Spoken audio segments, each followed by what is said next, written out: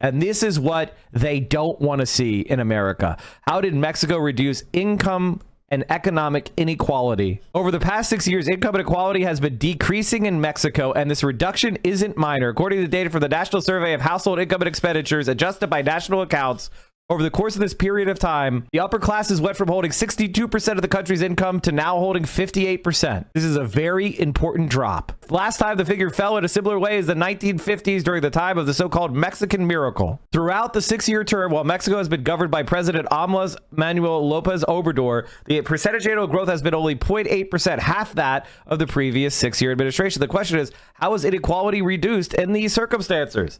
So they had an economic growth and income inequality reduction. So upper and high income people make less money in Mexico while the bottom is gaining 20% growth. The increases were greater for the poorest households. Households with very low socioeconomic level increased their labor income by 19%, while those in low income strata increased it by 5%. Unlike in the previous 6-year administration, where large companies tended to grow more and have higher returns, in this 6-year-long period, small companies have had exceptional returns.